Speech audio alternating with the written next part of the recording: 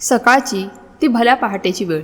मुंबई नुकतीच जांभळी देऊन उठत असते, पण जुहूच्या एका शांत आणि उच्चभ्रू वस्तीत उभ्या असलेल्या सागर किनारा या आवाडव्या बंगल्यात मात्र एक जीवघेणी कुंद करणारी शांतता पसरली होती. बंगल्याचं नाव सागर किनारा असलं तरी आतल्या भिंती एखाद्या वाळवंटासारख्या कोरड्या, मुक्या आणि वृक्ष भासत होत्या. जमिनीवर अंथरलेला चकचकीत इटालियन मार्बल, छतावरून लोंबकळणारी लाखोंची स्फटिकांची झुंबरे आणि भिंतीवर लावलेली परदेशी पेंटिंग्स, हे सगळं एखाद्या पंचतारांकित राजवाड्यासारखं होतं. पण या अफाट, डोळे दिपवणाऱ्या श्रीमंतीत घरपण मात्र कुठेतरी कायमचं हरवून गेलं होतं. याच भव्य हॉलच्या मधोमध असलेल्या लांबलचक महागड्या सागवानी डायनिंग टेबलच्या एका टोकाला म्हातारा सदाशिवराव, म्हणजेच एकेकाळचा संपूर्ण गावाला आणि स्वतःच्या कुटुंबालाही दरारा वाटणारा सदू, शून्यात नजर लावून बसला होता. टेबलवर 6 जणांची जागा होती, पण सदाशिवच्या समोरच्या 4 खुर्च्या अगदी रिकाम्या होत्या. त्या खुर्च्यांकडे पाहिलं की जाणवायचं जणू कित्येक वर्ष तिथे चुकूनही कुणी बसलंच नाहीये. सदाशिवच्या सुरकुत्या पडलेल्या थरथरत्या हातांजवळ चांदीच्या ताटात एक कोरा चहा आणि 2 बिस्किटे ठेवली होती, ज्यातून आता वाफही येत नव्हती. टेबलाच्या एका कोपऱ्यात रंगीबेरंगी औषधांच्या गोळ्यांचा एक भला मोठा बॉक्स, जाड भिंगाचा चष्मा आणि त्याच्या अगदी जवळ एका चांदीच्या फ्रेममध्ये मढवलेला एक जुना, किंचितसा पिवळा पडलेला फोटो होता. फोटोत एक तरुण, महत्त्वाकांक्षी सदाशिव, त्याच्या खांद्यावर अत्यंत प्रेमाने हात ठेवून हसणारी त्याची साधीभोळी पत्नी वत्सला आणि त्यांच्या कुशीत खेळणारी 2 निरागस लहान मुलं होती. सदाशिवने आपला थरथरणारा हात हळूच त्या फोटोवर फिरवला. फोटोतल्या वत्सलाच्या हसऱ्या चेहऱ्यावरून बोटं फिरवताना त्याच्या डोळ्यांच्या कडा आपोआप पाणावल्या. बंगल्यातल्या त्या निरव शांततेत एका अदृश्य आवाज जणू भिंतीवर आदळून त्याच्याच कानात घुमत होता. सदाशिवचे डोळे कच्च मिटून घेतले. बंद पापण्यांच्या आतून एक गरम अश्रू गालावर ओघळला आणि त्या एका अश्रूने त्याच्या वर्तमानाच्या या रिकाम्या महालातून थेट 55 वर्ष मागे कोकणातल्या त्या लाल भडक मातीत नेऊन उभं केलं. मुंबईच्या समुद्राच्या लाटांचा तो कृत्रिम आवाज हळूहळू विरळ झाला आणि त्याची जागा देवगडच्या नारळी पोफळीच्या बागांमध्ये सळसळणाऱ्या ताज्या वाऱ्याने घेतली. मित्रांनो, आज या अवाढव्य सागर किनारा बंगल्यात सदाशिवराव इतके एकटे का आहेत? ज्या पैशांसाठी त्यांनी आयुष्यभर रक्ताचं पाणी केलं, तोच पैसा आज त्यांना नकोसा का वाटतोय? अशी कोणती घटना घडली जिने त्यांना यशाच्या सर्वोच्च शिखरावर तर नेऊन ठेवलं, पण आतून पूर्णपणे भिकारी बनवलं? ही कहाणी फक्त सदाशिवरावांची नाही आहे, तर आजच्या धावपळीच्या जगात उद्याच्या सुखासाठी स्वतःचा आज जाळून टाकणाऱ्या आपल्या प्रत्येकाची आहे. ही कथा तुम्हाला शेवटपर्यंत खिळवून ठेवेल आणि तुमच्याही नकळत तुमच्या डोळ्यात पाणी आणेल. कथेत पुढे जाण्यापूर्वी जर तुम्हाला हा विषय मनाला भिडत असेल तर व्हिडिओला आत्ताच लाईक करा, आपल्या चॅनलला सबस्क्राईब करा आणि तुमच्या मित्रपरिवारासोबत नक्की शेअर करा. आणि हो, तुम्ही हा व्हिडिओ महाराष्ट्राच्या किंवा जगाच्या कोणत्या कानाकोपऱ्यातून पाहत आहात ते कमेंट करून नक्की सांगा. चला तर मग पाहूया सदाशिवरावांच्या आयुष्याची आणि त्या लाल मातीत घडलेल्या एका भयंकर अपमानाची ही काळजाला भिडणारी कहाणी. काळ खूप मागे गेला. देवगडजवळचं एक अतिशय निसर्गरम्य पण तेवढंच मागासलेलं आणि गरिबीच्या खाईत खितपत पडलेलं एक छोटंसं खेडेगाव. चहोबाजूंनी पसरलेल्या हिरव्यागार आमराई, फणसाची झाडं, लाल भडक मातीचे नागमोडी रस्ते आणि दूरवर घुमणारा समुद्राचा धीरगंभीर आवाज. निसर्गाने या गावाला भरभरून दिलं होतं, पण इथे राहणाऱ्या माणसाच्या नशिबात मात्र कायमचा कोरडवाडाच होता. गावातल्या मुख्य वस्तीपासून थोडं दूर एका टेकडीच्या पायथ्याशी भालचंद्राचं एक कुडाचं मातीचं घर होतं. घरावर शाकारलेली जुनी, शेवाळलेली आणि गलकी कौलं, भिंतीने सारवलेली शेणमाती जिचे आता पोपडे उडू लागले होते. पावसाळ्यात घरात 4 ठिकाणी पाणी गळायचं आणि उन्हाळ्यात उकाड्याने जीव नकोसा व्हायचा. भालचंद्र सदूचे वडील, हाडाचा शेतकरी, पण स्वतःची विदभरही जमीन नसलेला एक दुर्दैवी माणूस. अंगभर धड कपडा नाही, फाटक्या सदराला जागोजागी ठिगळं लावलेली, पण प्रामाणिकपणाचा मात्र भरजरी पोशाख घातलेला माणूस. भालचंद्राचा स्वभाव अत्यंत शोषिक आणि कष्टाळू. सूर्य उगवल्यापासून ते मावळेपर्यंत कुणाच्याही बांधावर जाऊन राबायचं, घाम गाळायचा, पण कधी कुणाची एक दमडी फुकटची घ्यायची नाही, हा त्यांचा नियम. पण या जगात, विशेषतः त्या काळात, फक्त प्रामाणिकपणाला कोण विचारतो? भालचंद्राच्या अंगावरच्या त्या फाटक्या कपड्यांमुळे आणि पायातल्या तुटक्या वाहनेमुळे गावात त्यांना काडीचीही किंमत नव्हती. भाल्या आला भाल्या गेला इथपर्यंतच त्याची ओळख.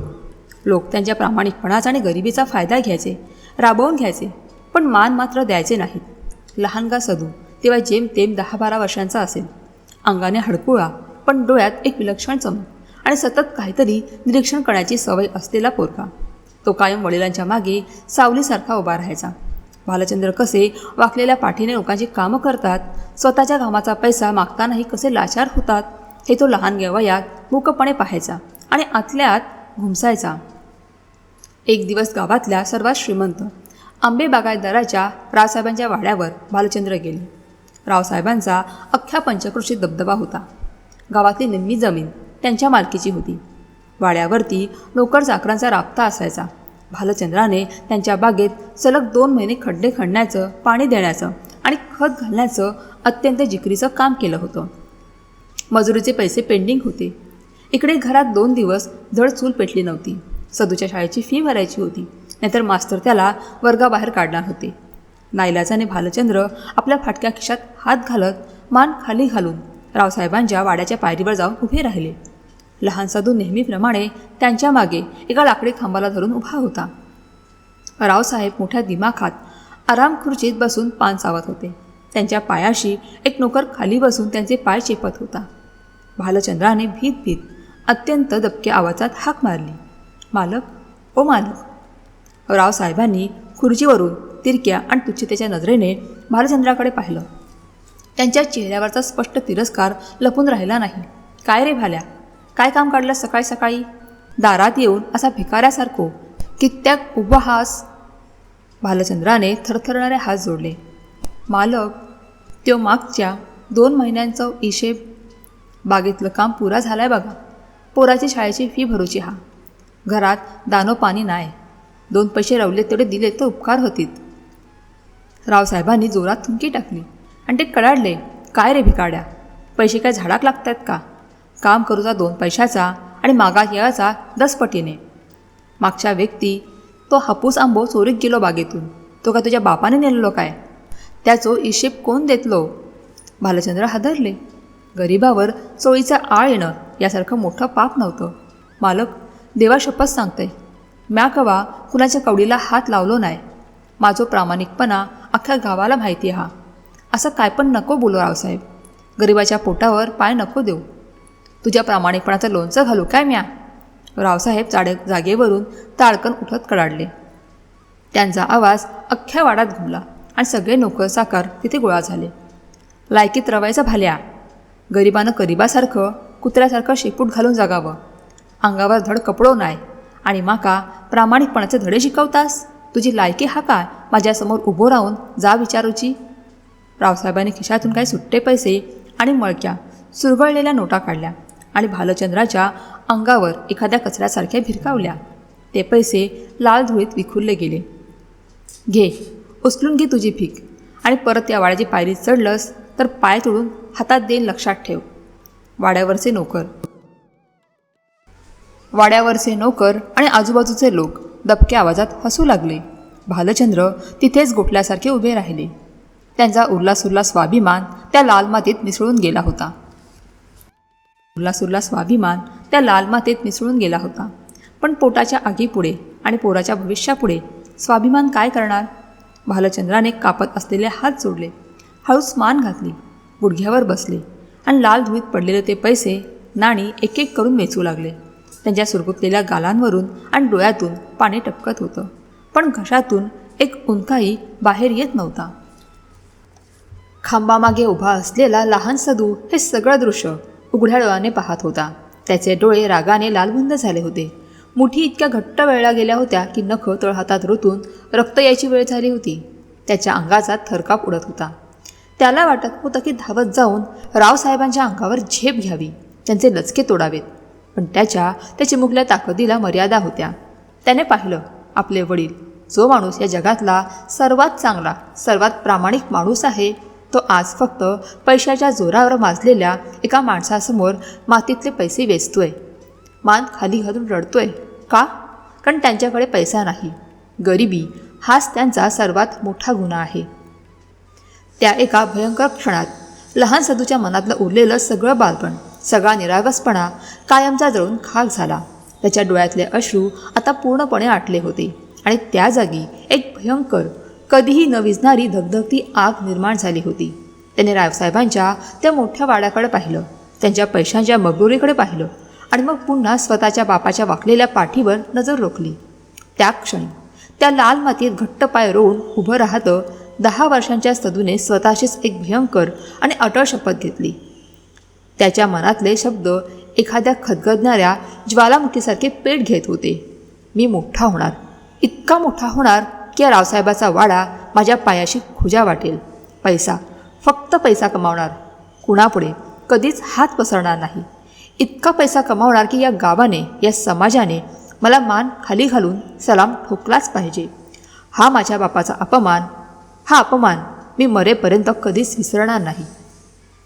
त्याच्या चिमुकल्या डोळ्यात लागलेली ही पैशांची, यशाची आणि प्रतिष्ठेची आग इतकी भयंकर होती की ती संपूर्ण गावाला जाळून टाकण्या इतकी प्रखर वाटत होती.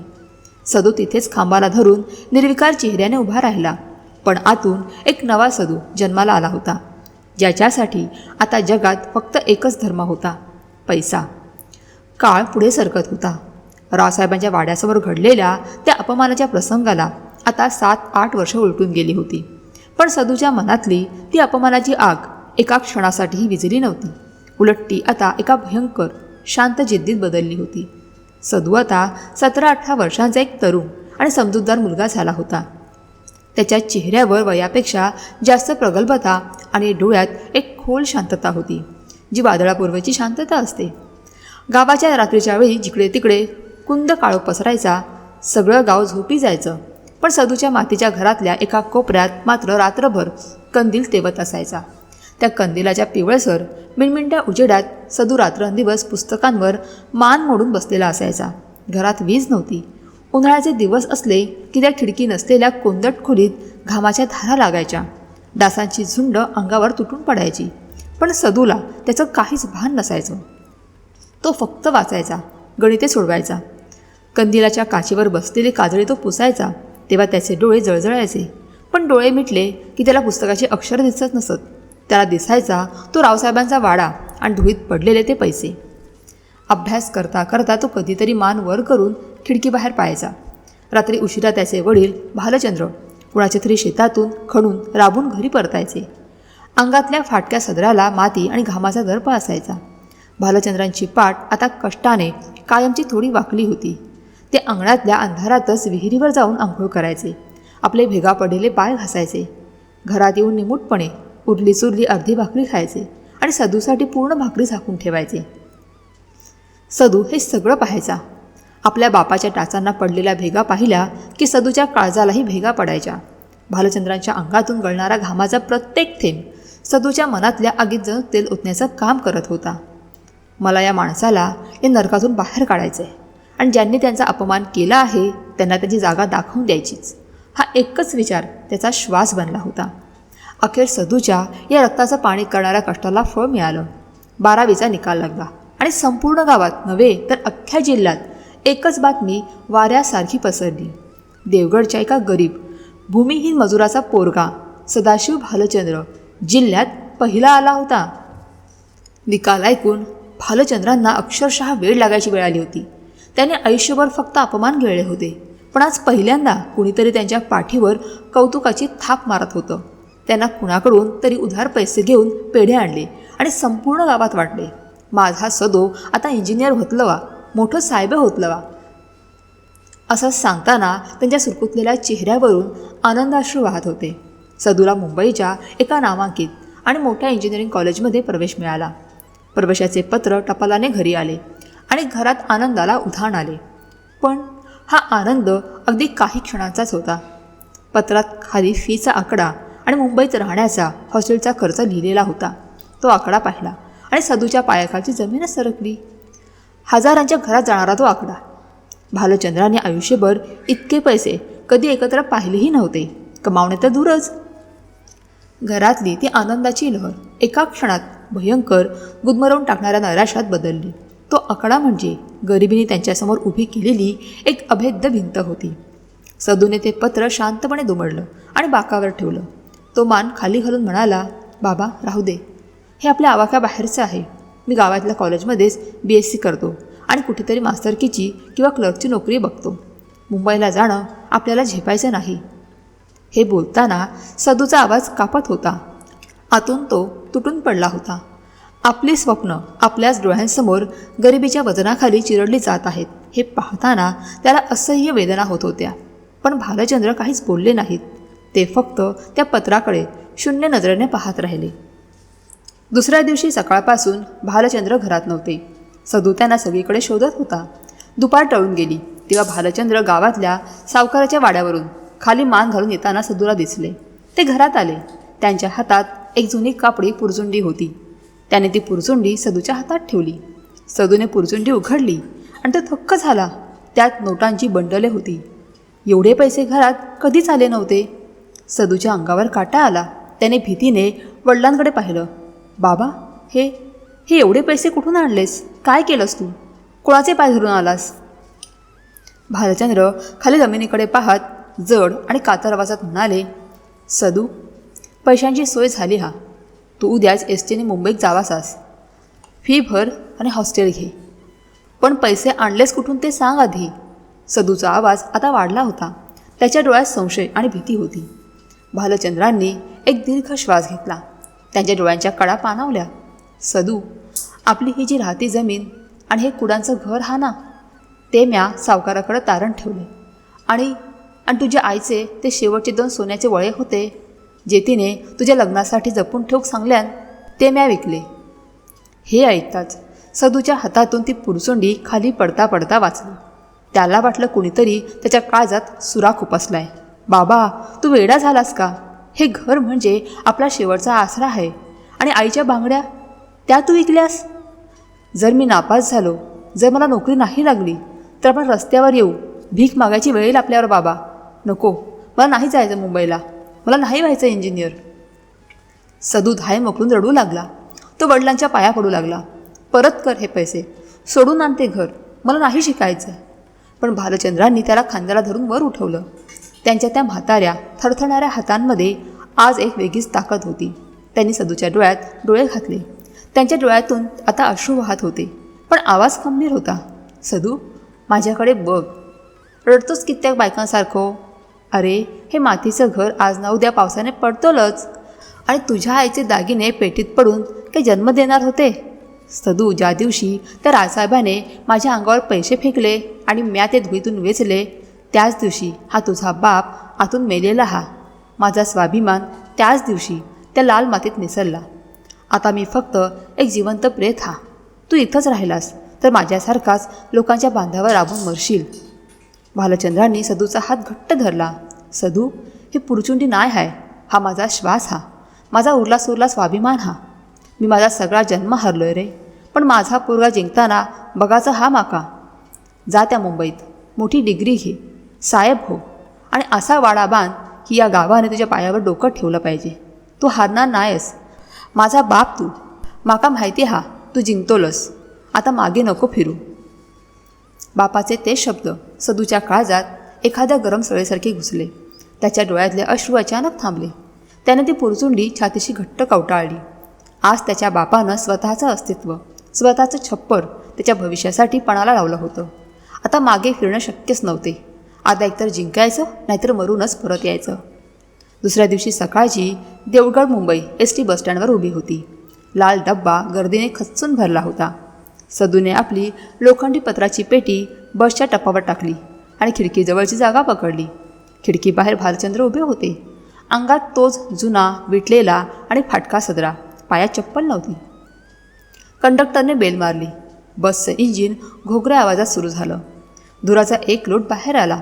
भालचंद्रांनी खिडकीतून हात आत टाकला आणि सदूचा हात घट्ट पकडला. सदू, उपाशी पोटी झोपू नकोस. पैशाची काळजी नको करूस.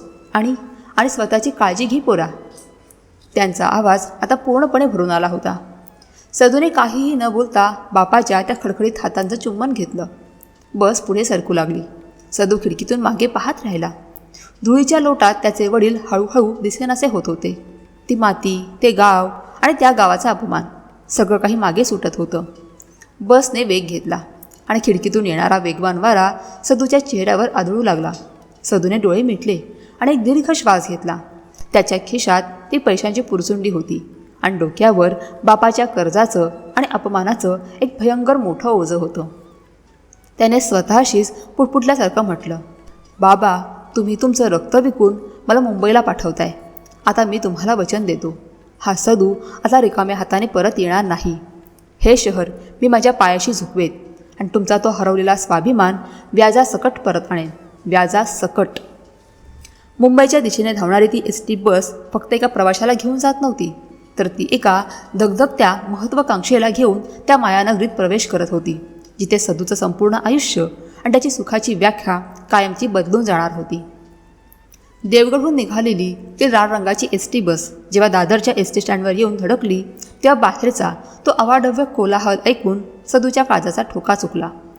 एसटीतून खाली पाय ठेवताच मुंबई नावाच्या मायानगरीने त्याला एका प्रचंड लाटेसारखं आपल्यात गिळंकृत करून घेतलं. गाड्यांचे कानठळ्या बसवणारे भोंगे, मुंगीसारखे इकडून तिकडून धावणारे असंख्य माणसं आणि हवेत असलेला एक प्रकारचा कोंदट कुबट वास. बापाने दिलेली पैशांची ती कापडी पुरचुंडी पॅन्टच्या खिशात घट्ट धरून सदू दादर स्टेशन बाहेर उभा होता. त्याच्या हातात पत्र्याची एक जुनी पेटी होती आणि डोळ्यात एक भयंकर भीती व तेवढीच मोठी जिद्द. गावाकडच्या शांत संथ आयुष्यातून तो आता एका अशा रणकंदात आला होता जिथे श्वास घ्यायलाही संघर्ष करावा लागणार होता. सदूने परळच्या एका जुन्या मोडकळीस आलेल्या चाळीतल्या एका 10x10च्या खोलीत आश्रय घेतला. ती खोली म्हणजे अक्षरशः एक खुराडं होतं. तिथे आधीच 3 मुलं राहत होती. सदू चौथा होता. खोलीत सूर्यप्रकाश यायचा नाही. सतत एक अंधारलेला कुंदपणा असायचा. रात्री झोपताना पाय दोंडून झोपावं लागायचं. पण सदूने तक्रार केली नाही. त्याला स्वतःच्या सुखापेक्षा बापाचा तो मातीत मिसळलेला स्वाभिमान जास्त आठवत होता. मुंबईतला त्याचा खरा संघर्ष दुसऱ्या दिवसापासून सुरू झाला. इंजिनिअरिंग कॉलेजची फी भरल्यावर हातात उरलेले पैसे जेमतेम काही महिने पुरतील इतकेच होते. त्यामुळे सदूने सकाळी 4 वाजता उठून वर्तमानपत्रे टाकण्याचं काम सुरू केलं. पहाटेच्या अंधारात थंडीत कुडकुडत तो सायकलीवरून घरोघरी पेपर टाकायचा. तिथून आल्यावर घाईघाईने सार्वजनिक नळावर अंघोळ उरकून थेट स्टेशन गाठायचा. लोकल ट्रेनचा तो प्रवास म्हणजे सदूसाठी रोजचं एक नवीन युद्ध होतं. पुढील स्टेशन दादर अशी उद्घोषणा झाली की प्लॅटफॉर्मवर उसळणारा तो माणसांचा महासागर बघून सुरुवातीला त्याला घाम फुटायचा. डब्यात चढताना होणारी जीवघेणी धक्काबुक्की, आतमध्ये श्वास कोंडणारी गर्दी आणि घामाचा दर्प. सदू दरवाजाच्या दांड्याला लटकून एका पायावर उभं राहून प्रवास करायचा. कधीकधी आतून असा काही रेटा यायचा की तो डब्यातून थेट प्लॅटफॉर्मवर फेकला जायचा. कपडे मळायचे, डबा सांडायचा, पण तो पुन्हा उठायचा. कपडे झटकून पुढच्या ट्रेनमध्ये घुसायचा. कॉलेज सुटल्यावर संध्याकाळी दादर स्टेशनबाहेर एका वडापावच्या गाडीवर तो बटाटेवडे तळण्याचं काम करायचा. गरम तेलाच्या वाफांनी त्याचा चेहरा रापून गेला होता. रात्री 11 वाजता तो जेव्हा चाळीतल्या खोलीवर परतायचा तेव्हा अंग अक्षरशः मोडून गेलेलं असायचं. पण तरीही तो वडापावच्या गाडीवरचे ते तेलकट हात धुवायचा आणि रात्रीच्या शांततेत एक छोटासा बल्ब लावून इंजिनिअरिंगची जाडजूड पुस्तके वाचत बसायचा. डोळे झोपेने जड व्हायचे, पण गावाकडच्या गहाण पडलेल्या घराची आठवण झाली की झोप उडून जायची. अशीच रात्रंदिवस एक करून 4 वर्षे उलटली. सदूच्या अफाट कष्टाला अखेर यश आलं. तो इंजिनिअरिंगमध्ये डिस्टिंक्शन मिळवून पास झाला. कॅम्पस इंटरव्ह्यूमधून त्याला मुंबईतल्या एका मोठ्या आणि नामांकित कन्स्ट्रक्शन कंपनीत ज्युनियर इंजिनियर म्हणून चांगली नोकरी लागली. ज्या दिवशी त्याचा पहिला पगार हातात आला तेव्हा तो कवर हातात धरून सदू दादरच्या पुलावर खूप वेळ रडत उभा होता. त्याने सगळ्यात आधी पोस्टात जाऊन तो पूर्ण पगार गावी भालचंद्रांना मनी ऑर्डर केला आणि एका पत्रावर फक्त एक ओळ लिहिली, बाबा, आता सावकाराच्या तोंडावर पैसे फेका आणि आपलं घर सोडवून आणा. तुमचा सदू आता इंजिनियर झालाय. नोकरी लागून वर्षभर झाल्यावर भालचंद्रांनी सदूच्या मागे लकडा लावला आणि त्याचं लग्न ठरवून टाकलं. मुलगी होती शेजारच्याच गावातली, वत्सला. नाव होतं तशीच ती वात्सल्यमूर्ती होती. सावळं रूप, निरागस डोळे, कपाळावर ठसठशीत कुंकू आणि चेहऱ्यावर एक अत्यंत शांत लोभसवाणं हास्य. लग्नानंतर वत्सला आपली 2-4 साड्यांची वळकटी घेऊन सदूने भाड्याने घेतलेल्या मुंबईच्या त्या परळच्या चाळीतल्या 10x10च्या खोलीत राहायला आली. कोकणातल्या मोकळ्या विस्तीर्ण अंगणात वाढलेल्या वत्सलाला मुंबईची ती कोंदट खोली सुरुवातीला जरा गुदमरणारी वाटली असेलही, पण तिने तसा चेहऱ्यावर कधीच दाखवलं नाही. तिने 2 दिवसातच त्या सिमेंटच्या निर्जीव खोलीला आपल्या प्रेमाने घरपण मिळवून दिलं. चुलीवरच्या भाकरीची जागा आता स्टोव्हवरच्या पोळ्यांनी घेतली होती. सदू कामावरून थकून आला की वत्सला दारात हसतमुखाने उभी असायची. तिने प्रेमाने वाढलेला तो साधा वरणभात खाताना सदूला जगातल्या सगळ्या पंचपक्वान्नाचा विसर पडायचा. सुरुवातीचा तो संसाराचा काळ एखाद्या गोड स्वप्नासारखा होता. पैशांची चणचण होती, पण सुखाची कसलीच कमतरता नव्हती. रविवारी सदूला सुट्टी असली की ते दोघे दादरला फिरायला जायचे. दादरच्या मार्केटमधली ती अफाट गर्दी पाहून वत्सला घाबरून सदूचा हात घट्ट पकडून ठेवायची. अहो, कितीही माणसं, मुंगीला शिरायला पण जागा नाही आहे इथे. माझा हात सोडू नका हां, नाहीतर मी या गर्दीत कुठेतरी हरवून जाईल. वत्सला हसत पण थोड्या भीतीने म्हणायची. सदू हसून तिचा हात आणखी घट्ट पकडायचा आणि म्हणायचा, अगं वेडे, मी तुझा हात सोडायला थोडीच धरलाय. आणि मुंबईची गर्दी कितीही मोठी असली तरी माझा जीव तुझ्याच भोवती फिरतोय. कधीतरी ते गिरगाव चौपाटीवर जायचे. समुद्राच्या लाटांच्या आवाजात वाळूत एकमेकांच्या शेजारी बसून एकाच कागदातून भेळ खाण्यात जो आनंद होता तो आजवर सदूने कधीच अनुभवला नव्हता. एके संध्याकाळी चौपाटीवर मावळत्या सूर्याकडे बघत वत्सला सदूच्या खांद्यावर डोकं ठेवून म्हणाली, बघा ना हो, हा समुद्र किती मोठा आणि अथांग आहे, पण तो किती शांत आहे. मला ना आपलं आयुष्य असंच शांत आणि समुद्रासारखं अथांग असावं असं वाटतं. खूप पैसे नसले तरी चालतील, पण ही अशीच साथ जन्मभर हवी आहे मला. आपण किती सुखात आहोत ना. सदूने तिच्या डोक्यावरून हात फिरवला खरा, पण त्याचे डोळे मात्र समुद्रावर नव्हते. त्याचे डोळे लागले होते मरीन ड्राईव्हच्या किनाऱ्यावर उभ्या असलेल्या त्या उंचच उंच आलिशान आणि चकचकीत इमारतींवर. त्या इमारतींच्या खिडक्यांमधून येणारा तो श्रीमंतीचा पिवळा प्रकाश सदूच्या डोळ्यातल्या जुन्या आगीला पुन्हा हवा घालत होता. त्याच रात्री ते दोघे चाळीतल्या खोलीत परत आले. वत्सलाने आनंदाने जेवण वाढलं. ती खूप खुश होती, पण सदू शांत होता. जेवताना तो अचानक थांबला आणि त्याने वत्सलाकडे पाहिलं. वत्सला, सदू अत्यंत गंभीर आवाजात म्हणाला, आपल्याला आयुष्यभर या अशा 10x10च्या खोलीत राहायचं नाही आहे. वत्सला घास मोडता मोडता थांबली. म्हणजे काय झालं हो? आपल्याला अजून खूप मेहनत करायची आहे वत्सला. मला या शहरात स्वतःचं असं एक मोठं घर घ्यायचं आहे, एक असा बंगला जिथं आजूबाजूला कोणाची कटकट नसेल. मला गाडी घ्यायची आहे. मला खूप पैसा कमवायचा आहे. हे दादरच्या स्टेशनवरचे वडापाव आणि चाळीतली खुबट हवा हे आपलं भविष्य असू शकत नाही. सदूच्या डोळ्यात एक विक्षिप्त चमक होती. वत्सलाला थोडं नवल वाटलं. ती समजावण्याच्या सुरात म्हणाली, अहो, पण आपण आता पण किती सुखात आहोत ना. तुमच्यासारखा नवरा मिळालाय, पोटभर खायला मिळते, छप्पर आहे डोक्यावर. अजून काय हवं आहे माणसाला? जास्त पैशाच्या मागे लागलं की माणसाची शांतता हरवते असे माझे बाबा म्हणायचे. आपण आहोत या समाधानी राहूया ना. समाधान? सदूचा आवाज अचानक वाढला आणि त्याने ताटावरून हात काढला. गरिबाने स्वतःच्या नाकारतेपणावर पांघरून घालण्यासाठी शोधून काढलेला शब्द आहे समाधान. वत्सला, तू तो प्रसंग पाहिला नाही आहेस. माझ्या बापाने रावसाहेबांच्या पायाशी पडलेले पैसे वेचलेत. तो अपमान मी विसरू शकत नाही. मला इतका पैसा कमवायचा आहे की या जगातल्या कोणत्याही रावसाहेबाने माझ्याकडे डोळे वर करून पाहण्याची हिंमत नाही केली पाहिजे. आणि त्यासाठी मला कितीही राबावं लागलं, कितीही ओव्हरटाईम करावा लागला तरी मी करणार. मला फक्त पैसा आणि यश हवं आहे. वत्सला सुन्न होऊन त्याच्याकडे पाहत राहिली. सदूच्या डोळ्यात तिला आपला नवरा कमी आणि एक महत्त्वाकांक्षेने पिछाडलेला, पैशांसाठी भुकेलेला एक अनोळखी माणूस जास्त दिसत होता. त्या रात्री सदूच्या डोळ्यात दिसलेली ती पैशांची भूक आणि विक्षिप्त चमक वत्सलाच्या मनात एक अनामिक भीती निर्माण करून गेली होती. आणि ती भीती लवकरच खरी ठरणार होती. सदूने स्वतःला एका अशा शर्यतीत झोकून दिलं जिथे थांबणं या शब्दाला काहीही अर्थ उरला नव्हता. ऑफिसमधल्या कामाच्या वेळा आता वाढल्या होत्या. 9 ते 5ची नोकरी आता सकाळी 8 ते रात्री 10-11पर्यंत ताणली गेली होती. तो रविवारीही लॅपटॉप उघडून बसायचा. त्याला आता फक्त एकाच गोष्टीचा ध्यास होता, स्वतःचं घर. अखेर त्याच्या अफाट कष्टाला फळ आलं.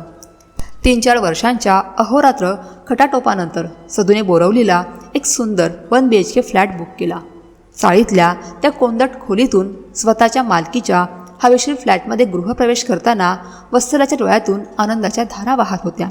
तिने उंबऱ्याला हळद कुंकू लावलं, रांगोळी काढली. घरातला तो नवा कोरा वास, स्वतःचं किचन, बाल्कनी. वत्सलाला वाटलं की आता त्यांचा वनवास संपला. आता सदू शांत होईल आणि ते पुन्हा पूर्वीसारखं एकमेकांना वेळ देऊ शकतील. पहिल्या 2-3 दिवस घरात अक्षरशः दिवाळीसारखा आनंद होता. पण चौथ्या दिवशी संध्याकाळी बाल्कनीत चहा पिताना सदू वत्सलाला म्हणाला, वत्सला, हे घर ना खूपच लहान वाटतंय. आता आपली फॅमिली वाढेल, मुलं होतील. हे 1 BHK आपल्याला पुरणार नाही. आज ऑफिसमध्ये मी माझ्या बॉसचा 2 BHK फ्लॅट पाहिला. काय भारी होता. मी ठरवले पुढच्या 2 ते 3 वर्षात आपण हा फ्लॅट विकून मोठा 2 BHK घ्यायचा. त्यासाठी मला अजून एक नवीन प्रोजेक्ट हातात घ्यावा लागेल. वत्सलाच्या हातातला चहाचा कप तिथेच थबकला. तिच्या चेहऱ्यावरचा आनंद एका क्षणात मावळला. अहो, पण आपण आत्ताच तर इथे आलो आहे. अजून या घराचा रंगही ओला आहे. मला हे घर खूप आवडले. आपल्याला कशाला पाहिजे अजून मोठं घर? सदूने किंचित चढून तिच्याकडे पाहिलं. तुला कळत नाही आहे वत्सला, स्टेटस नावाची काही गोष्ट असते की नाही. मला इथेच थांबायचं नाही आहे. सदूने चहाचा कप रिकामा केला आणि तो पुन्हा लॅपटॉपमध्ये डोकं खुपसून बसला. वत्सला त्या नव्या कोऱ्या घरात पहिल्यांदा स्वतःला खूप एकटं आणि असुरक्षित समजू लागली.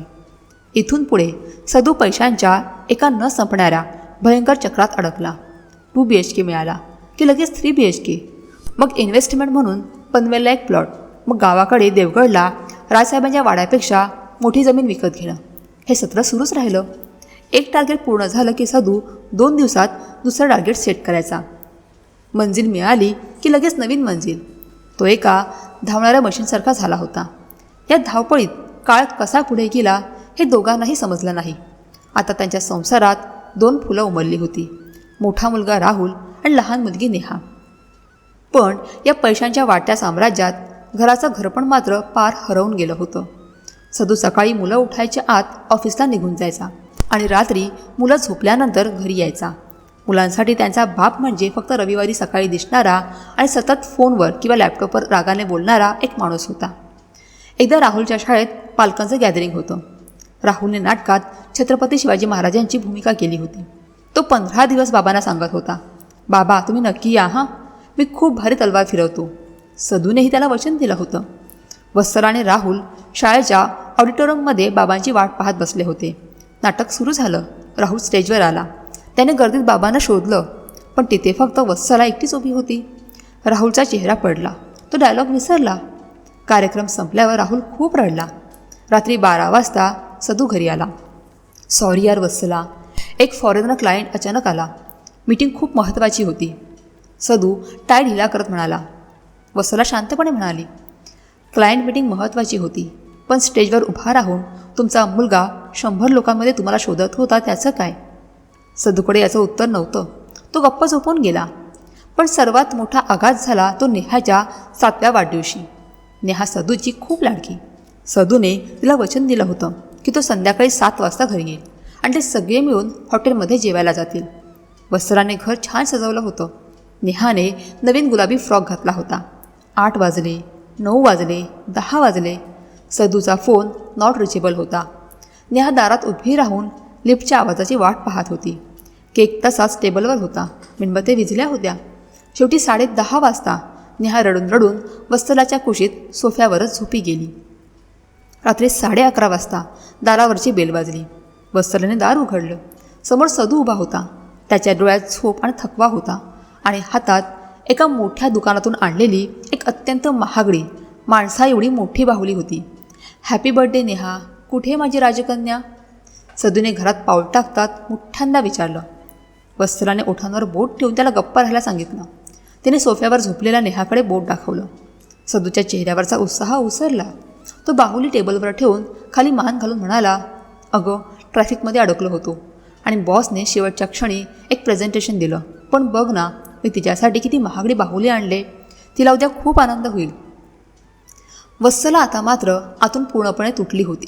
तिचा संयम सुटला. ती सदूच्या जवळ गेली.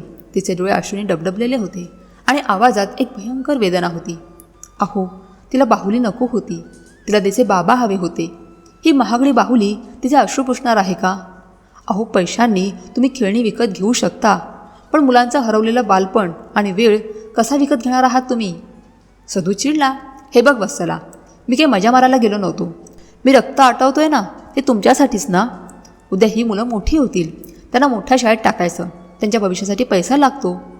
मी नसताना राबलो तर आज आपण अजून त्या परळच्या चाळीत सडत पडलो असतो. मी तुमच्या भविष्यासाठी माझा आज जाळतोय आणि तू मलाच दोष देतेस. वत्सलाने अत्यंत हताश होऊन एक दीर्घ श्वास घेतला. तिची देहबोली पूर्णपणे खचलेली होती. ती थकलेल्या आवाजात म्हणाली, मला नकोय असं भविष्य जिथं नवरा बायको फक्त एका छताखाली राहतात पण एकमेकाशी 2 शब्द बोलत नाहीत.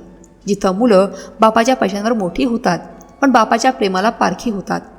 अहो, तुम्ही घरांवर घर बांधताय पण या भिंतींमध्ये आता घर पण उरलंच नाही आहे. तुम्ही बँक बॅलन्स वाढवताय पण आपल्यातलं नातं पार भिकारी झालं आहे. वत्सला त्याच्याकडे पाठ फिरवून आतल्या खोलीत निघून गेली. सदू तिथेच त्या मोठ्या हॉलमध्ये एकटा उभा राहिला. त्याच्या अवतीभोवती महागडं फर्निचर, मोठा TV आणि सुंदर पडदे होते. पण घरातली शांतता त्याला खायला उठली होती. त्या रात्री सदू आणि वत्सला एकाच बेडवर झोपले होते पण दोघांनीही एकमेकांकडे पाठ फिरवली होती. त्यांच्यामध्ये जेमतेम 1 फुटाचं अंतर होतं पण मानसिक आणि भावनिकदृष्ट्या त्यांच्यात आता एक अशी दरी निर्माण झाली होती जी पैशांच्या कोणत्याही पुलाने भरून निघण्यासारखी नव्हती. पैशांच्या शर्यतीत सदू जिंकत होता पण त्याचा संसार मात्र आतून मूकपणे हरत चालला होता. पैशांची आणि यशाची नशा एकदा माणसाच्या डोक्यात गेली की त्याला थांबण्याचा ब्रेक कधीच सापडत नाही असं म्हणतात. सदूच्या बाबतीतही नेमकं तेच घडत होतं. मुंबईतल्या त्या अवाढव्य फ्लॅटमध्ये आणि पैशांच्या ढिगाऱ्यात त्याला आता स्वतःचं जग लहान वाटू लागलं होतं. याच दरम्यान त्याच्या महत्त्वाकांक्षेला एक नवं आणि मोठं खतपाणी मिळालं. त्याला आखाती देशात दुबईत एका आंतरराष्ट्रीय कन्स्ट्रक्शन कंपनीत प्रोजेक्ट हेड म्हणून नोकरीची ऑफर आली. पगार आणि भत्ते ऐकून सदूचे डोळे विस्फारले. तो आकडा रुपयात नव्हता तर दिराममध्ये होता. सदूने घरी येऊन वत्सलाला ही बातमी सांगितली तेव्हा तिच्या चेहऱ्यावर आनंदाचा एक पुसटसा किरणही नव्हता. ती नुसती मूकपणे त्याच्याकडे पाहत राहिली. तिला माहिती होतं तिने कितीही विरोध केला तरी सदू ऐकणार नाहीये.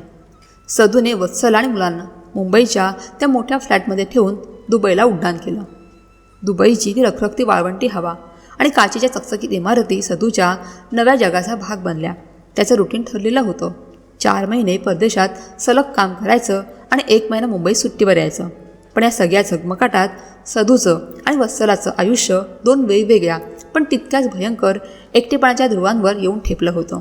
सदूचा दुबईतला एकाकीपणा आतून पोखरून काढणारा होता.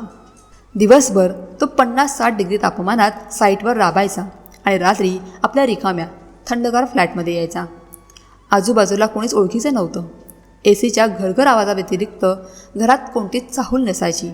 तो स्वतःच्या हाताने फ्रीजमधलं थंड अन्न मायक्रोवेव्हमध्ये गरम करायचा आणि एकटाच TV समोर बसून जेवायचा.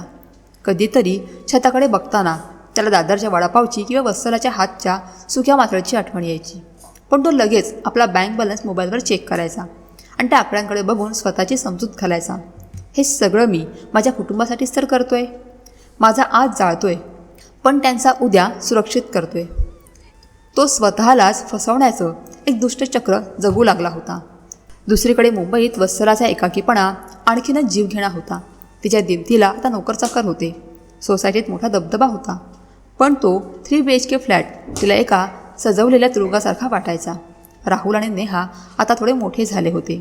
त्यांच्या शाळेतल्या मीटिंग्स, त्याचा आजारपण, सणवार सगळं वत्सला एकटीच निभावत होती. आजूबाजूच्या बायका त्यांच्या नवऱ्यांसोबत फिरायला जाताना पाहिलं की वत्सलाचे डोळे पाणावायचे.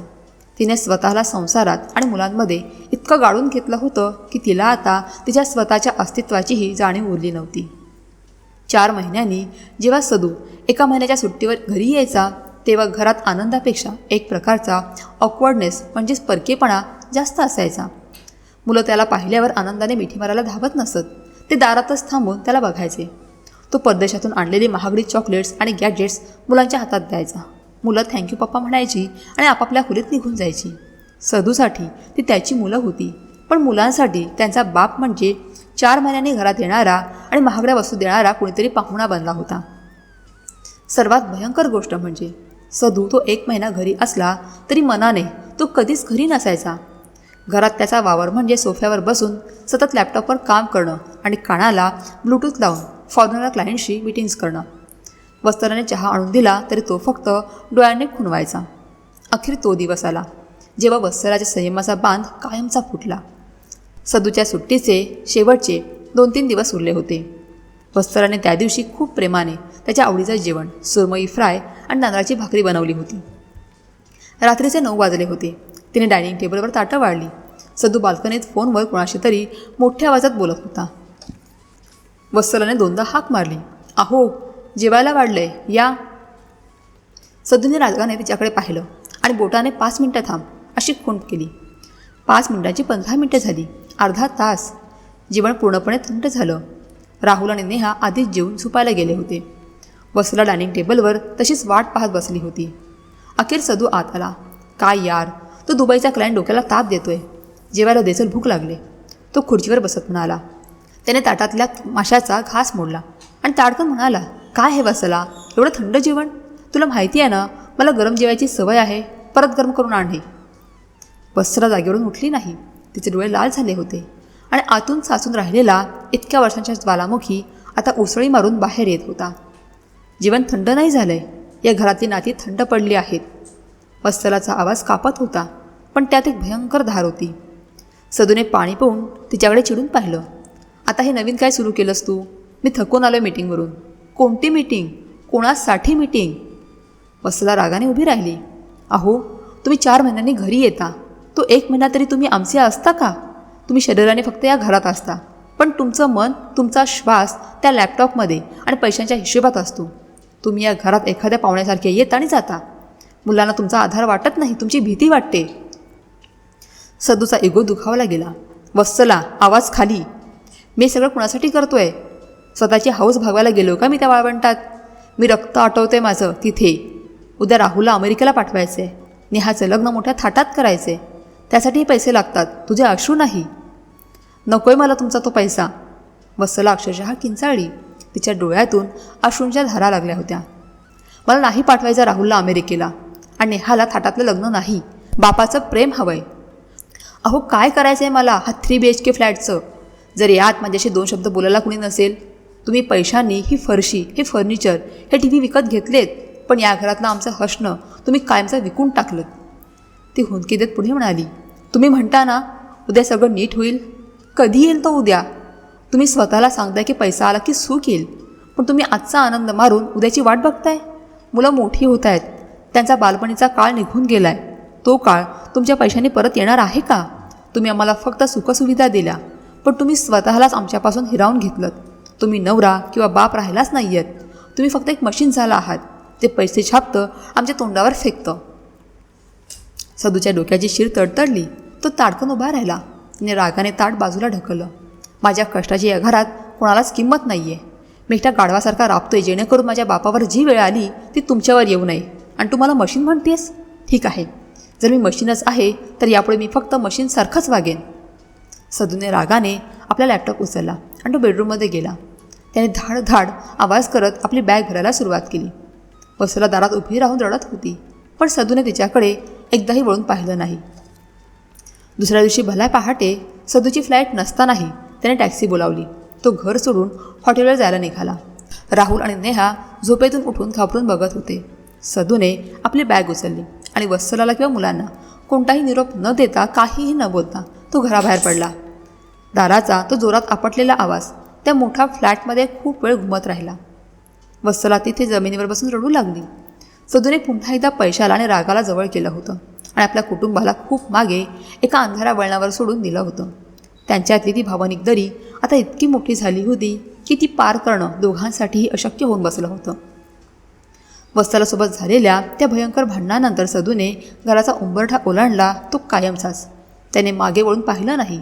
त्याच्या दुखावलेल्या इगोने आणि पैशांच्या हव्यासाने त्याला आता पूर्णपणे आंधळं गेलं होतं. यांना माझ्या कष्टाची किंमत नाही, तरी मी पण दाखवून देईन की मी काय करू शकतो. या सोळाच्या भावनेने तो पैशांच्या मागे एखाद्या भूतासारखा धावू लागला. काळ कुणासाठीच थांबत नाही, तसा तो सदूसाठीही थांबला नाही. बघता बघता 15-20 वर्ष भुरकन उडून गेली. या 20 वर्षात सदूने यशाची अशी शिखरं सर केली जी गाठणं एका सामान्य माणसाला 7 जन्म घेऊनही शक्य नव्हतं. तो फक्त सदू राहिला नव्हता, तर एका आंतरराष्ट्रीय कन्स्ट्रक्शन कंपनीचा रिजनल हेड मिस्टर सदाशिवराव बनला होता. त्याच्या बँक खात्यातले आकडे आता मोजताना इतक्या मोठे झाले होते. मुंबईत सागर किनारा नावाचा एक आवाढव्य बंगला त्याने विकत घेतला होता. त्याच्या दिमतीला 2-3 महागड्या गाड्या, ड्रायव्हर आणि नोकरांची फौज होती.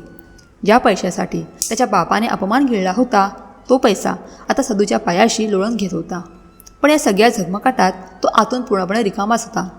त्याची मुलं आता परदेशात स्थायिक झाली होती. वत्सला त्याच बंगल्यात एका कोपऱ्यात तिचं मुकं आयुष्य जगत होती आणि सदू त्याच्या कामात घडून गेला होता. एके दिवशी एका मोठ्या जमिनीच्या व्यवहारासाठी सदूला त्याच्या गावी देवगडला यावं लागलं. ही जमीन साधीसुधी नव्हती, तर ही त्याच रावसाहेबांची शेकडो एकरची आमराई होती, ज्याच्या वाड्यावर सदूच्या बापाने धुळीतले पैसे वेचले होते. आज रावसाहेबांची मुलं कर्जात बुडाली होती आणि सदू ती पूर्ण जमीन विकत घेत होता. निबंधक कार्यालयात AC गाडीतून जेव्हा सदूने पायउतार केला तेव्हा संपूर्ण गाव त्याला पाहण्यासाठी जमा झालं होतं. सदूच्या अंगावर परदेशी सूट, डोळ्यांवर महागडा चष्मा आणि हातात सोन्याचं घड्याळ होतं. त्याने कागदपत्रांवर रुबाबात सह्या केल्या. ज्या गावाने त्याच्या बापाला कवडीची किंमत दिली नव्हती ते गाव आज त्याच्यापुढे नतमस्तक झालं होतं. पण आश्चर्याची गोष्ट म्हणजे सह्या करून बाहेर आल्यावर सदूच्या मनात विजयाचा कोणताही आनंद नव्हता. रावसाहेबांचा वाडा विकत घेऊनही त्याला आतून काहीच वाटत नव्हतं. एक प्रकारची सुन्नता त्याच्या अंगात भिनली होती. तो गाडीत बसणार इतक्यात मागून एक आवाज आला, "अरे सद्या, अरे सदाशिव, तूच हसणार रे?" सदूने मागे वळून पाहिलं. समोर एक साधारण 50-55 वर्षांचा माणूस उभा होता. अंगात एक साधा विटलेला पण स्वच्छ सदरा, पाया साधी कोल्हापुरी चप्पल आणि हातात बाजाराची पिशवी. पण त्याच्या चेहऱ्यावर एक असं खळखळणारं निर्मळ हास्य होतं जे पाहणाऱ्यालाही हसायला भाग पडेल. तो सदूचा बालमित्र होता, गजानन. शाळेत सदूसोबत एकाच बाकावर बसणारा गजानन. गजा, अरे गजानन! सदूने चष्मा काढत त्याला ओळखलं. गजानन धावत पुढे आला आणि त्याने सदूला घट्ट मिठी मारली. सदूला त्या वेटीला सदऱ्यातून येणारा घामाचा आणि लाल मातीचा वास क्षणभर कोण अनोळखी वाटला. पण गजाननच्या मिठीतली ऊब मात्र अगदी खरी होती. काय मोठो साहेब झालास रे तू सध्या? गावात नुसती तुझीच चर्चा. हा रायसाहेबांची जमीन घेतलंस? कमाल केलंस भावा. बघू तरी केवढा मोठो दिसतास. गजानन कौतुकाने सदूच्या खांद्यावर थोपटत म्हणाला. सदू किंचित हसला. हो रे, सगळं कष्टाचं फळ आहे. तू कसा आहेस? काय चाललंय तुझं? माझं काय, मी आपला हाय तसोच हाय. तीच शेती, तोच धंदा. अरे पण आज तू इकडं आलायस तर माझ्या घराची पायरी चढल्या बिगर मी तुका जाऊक द्यायचो नाही. चल, जेवल्याशिवाय जायचं नाही आज. गजाननने अगदी हक्काने सदूचा हात धरला. सदूने नकार देण्याचा प्रयत्न केला, पण गजाननच्या प्रेमापोटी त्याला जावं लागलं. सदूची ती आलिशान गाडी गजाननच्या एका छोट्या कौलारू घरासमोर जाऊन थांबली. घर अगदी साधं होतं. बाहेर तुळशी वृंदावन होतं, ज्याला ताज्या फुलांचा हार घातला होता. अंगणात सडा सरवण केलेलं होतं आणि एका कोपऱ्यात पारिजातकाचा सडा पडला होता. गजाननने हाक मारताच त्याची बायको बाहेर आली. अंगावर एक साधी सुती साडी, कपाळावर मोठं कुंकू आणि चेहऱ्यावर एक अत्यंत लोभस समाधानी हसू. अहो बघा कोण आलंय, माझा बालमित्र सदू, मोठो साहेब हा मुंबईत. गजाननने अभिमानाने ओळख करून दिली. तिने लगेच सदूला हात जोडून नमस्कार केला आणि पाण्यासाठी तांब्या भांडं आणलं. सदू घरात गेला. घरात मोजकेच 2-3 रूम होते. फर्निचरच्या नावाखाली एक जुना लाकडी दिवाण आणि काही प्लास्टिकच्या खुर्च्या होत्या. पण त्या घरातला माहोल सदूच्या डोळे दिपवणाऱ्या बंगल्यापेक्षा कितीतरी पटीने उबदार होता. थोड्याच वेळात गजाननचा मोठा मुलगा आपली दुचाकी अंगणात लावून घरात आला. तो गावातल्याच हायस्कूलमध्ये शिक्षक होता आणि उरलेल्या वेळात त्याच्या स्वतःच्या आंब्यानालीच्या बागेची अत्यंत प्रेमाने आणि आधुनिक पद्धतीने देखभाल करायचा. उच्च शिक्षित असूनही त्याने शहरात न पळता बापाजवळ गावातच राहणं पसंत केलं होतं. तो आता तिशीचा रुबाबदार तरुण होता, पण बापाबद्दलचा आदर आणि नम्रता त्याच्या वागण्यातून स्पष्ट दिसत होती. त्याने आल्या सदूला वाकून नमस्कार केला. मागून गजाननची तरुण सून, जी स्वतः जवळच्या पतपिढीत नोकरीला होती, ती हसतमुखाने चहा घेऊन बाहेर आली आणि पाठोपाठ त्यांचा 4-5 वर्षांचा चिमुकला नातू धावतच येऊन गजाननच्या पाठीवर चढला. आजोबा, आज मी पाठीवर नाव काढले बघा, नातू बोबड्या बोलात पडून म्हणाला. गजाननने त्याला हसत हसत उचलून घेतलं. वा रे वा, माझा पट्ट्या लयच हुशार हा. अरे पण बघ, आपल्या घरी आज साहेब पाहुणे आलेत, आधी पाया पड त्यांच्या. चिमुकला लगेच सदूच्या पाया पडला. सदूने प्रेमाने त्याच्या हातात 500च्या नोटा ठेकवल्या. पण गजाननच्या मुलाने अत्यंत नम्रपणे त्या हसून परत केल्या. काका, पैसे नकोत पोराला, तुमचा आशीर्वाद लई मोठा हा आमच्यासाठी. रात्री जेवणाची पंगत जमिनीवरच बसली. ताटात गरमागरम तांदळाची भाकरी, चुलीवर शिजवलेलं मटण आणि ताज्या माशांचं कालवण होतं. जेवताना घरात नुसता हशा पिकला होता. गजानन नातवाला आपल्या हाताने घास भरवत होता. मुलगा बापाशी बागेतल्या आंब्याच्या मोहराबद्दल आणि शाळेतल्या गमतीजमती सांगत होता. आणि गजाननची बायको आणि सून दोघांनाही प्रेमाने आग्रह करून वाढत होत्या. 3 पिढ्यांचा तो एकत्र, सुशिक्षित आणि सुखी संसार तिथे हसत खेळत होता. सदू एका बाजूला बसून हे सगळं शांतपणे पाहत होता. घास घेताना त्याचा हात जड झाला होता. त्याला स्वतःच्या मुंबईतल्या त्या लांबलचक रिकाम्या डायनिंग टेबलची आठवण आली. तिथे चांदीच्या ताटात जेवण असायचं, पण वाढणारी वत्सला मूकपणे उभी असायची. मुलं आपापल्या खोलीत बंद असायची आणि तो लॅपटॉपवर डोळे लावून जेवायचा. कधी कोणी कुणाशी हसून बोललं नव्हतं. कधी कोणी एकमेकांचा घास स्वतःच्या हाताने भरवला नव्हता. सदूच्या मनात एक भयंकर वेदना उठली. इथं गजाननच्या घरात अफाट श्रीमंती नव्हती, पण एक समाधान होतं. पोरगा सुशिक्षित असूनही बापाला सोडून गेला नव्हता. इथं जे 3 पिढ्यांचं खऱ्या अर्थाने घरपण होतं ते सदूने करोडो रुपये कमवूनही आयुष्यभर गमावलं होतं. तो आतून पूर्णपणे हादरून गेला. जेवण झाल्यावर रात्री सगळे झोपले. सदू आणि गजानन अंगणात एका चटाईवर आकाश पाहत बसले होते. नारळीच्या झाडांमधून येणारा थंडगार वारा आणि दूरवर घुमणारी समुद्राची गाज, वातावरण अगदी शांत होतं. सदूने ती शांतता भंग करत आपला एगो जपण्यासाठी म्हटलं, गजा, तुझं हे घर खूप जुनं झालं रे, मोडकळीस आलंय. पुराचा संसार वाढलाय, तो शिक्षक आहे, सून नोकरी करते, त्यांना हे कुडाचं घर कसं शोभेल? तुला जर पैशांची गरज असेल तर मला बिनधास्त सांग, मी तुझ्या या जागेवर एक पक्का सिमेंटचा चांगला स्लॅबचा बंगला बांधून देईन. नातवाला चांगल्या इंग्लिश मिडियमला शहरात पाठव. पैशाची काळजी करू नकोस, तुझा मित्र खूप मोठा झालाय आता. गजानननं बिडी पेटवली. तिचा एक झुरका घेतला आणि तो शांतपणे हसला. तो सदूच्या या अहंकारावर चिडला नाही, तर त्याच्या डोळ्यात सदूबद्दल एक प्रकारची कीव होती. सध्या तुझा पैसा तुझ्याकडेच राहाय दे भावा. माझं हे घर जुनं असलं तरी खूप मजबूत हा. कारण या घरातल्या भिंती पैशावर नाही, माणसांच्या प्रेमावर उभ्या हातीत. माझ्या घरात सिमेंट नाही, पण माझ्या माणसात भेगा नाही पडल्यात कधी. पोराला इथं समाधान मिळतंय, त्याला शहरातली ती पैशांची शर्यत नको हा. गजानाने बिडीचा धूर हवेत सोडला. मग तो सदूच्या डोळ्यात थेट बघत अत्यंत शांत आणि संथ आवाजात म्हणाला, सदू, तू खूप मोठा झालास रे भावा. तू रावसाहेबांची जमीन घेतलीस, मोठं बंगला बांधलास, खूप अफाट पैसा कमावलास, पण एक खरं सांग, तू या आयुष्यात जगलास का रे? गजाननचा तो एक साधासा प्रश्न, पण तो प्रश्न एखाद्या धारधार भाल्यासारखा सदूच्या काळजात आरपार घुसला. सदूच्या अंगावर काटा आला. त्याचा श्वास क्षणभर अडकला. त्याला काय उत्तर द्यावं हे सुचेना. त्याने तो प्रश्न हसण्यावर नेण्याचा केविलवाना प्रयत्न केला. अरे गजा, काय बोलतोस तू? मी जगलो नाही म्हणजे? मी जगातले सगळे देश फिरलोय, मोठ्या हॉटेल्समध्ये राहिलोय. माझ्याकडे जेवढ्या सोयीसुविधा आहेत ना, तेवढ्या कोणाकडे नसतील. हे सगळं मी एन्जॉय तर करतोयच. गजानन पुन्हा हसला. सध्या हॉटेलमध्ये झोपणं आणि घरात शांत झोप लागणं यात फरक असतो. मी बघतोय रे तुझ्या डोळ्यात झोप नाही, नुसती धावपळ हा. बरं जाऊ दे, उशीर झालाय, झोपूया आता. उद्या सकाळी तुका लवकर निघायचा हा. गजानन उठून आत निघून गेला. पण सदूला मात्र त्या रात्री झोप आली नाही. तो रात्रभर त्या अंगणात आकाश पाहत पडून राहिला. गजाननचा तो प्रश्न त्याच्या कानात एखाद्या सायरनसारखा घुमत होता. तो आयुष्य जगलास का रे? दुसऱ्या दिवशी सकाळी सदू देवगडहून मुंबईला जाण्यासाठी त्याच्या AC कारमध्ये बसला. ड्रायव्हरने ॲक्सिलेटर दाबला आणि गाडी पुढे निघाली. गाडीत हवा थंडगार होती, पण सदूच्या डोक्यात मात्र विचारांचं भयंकर वादळ उठलं होतं. त्याने खिडकीच्या काळ्या काचेवर डोकं टेकवलं. बाहेर पळणारी झाडं आणि गाव पाहताना त्याला स्वतःचं आयुष्य एखाद्या पळणाऱ्या गाडीसारखंच वाटू लागलं. त्याने आयुष्यभर फक्त पळत राहणं पसंत केलं होतं. आज कष्ट करून उद्या सुखाने जगू, असं तो स्वतःला आणि वत्सलाला सांगत होता.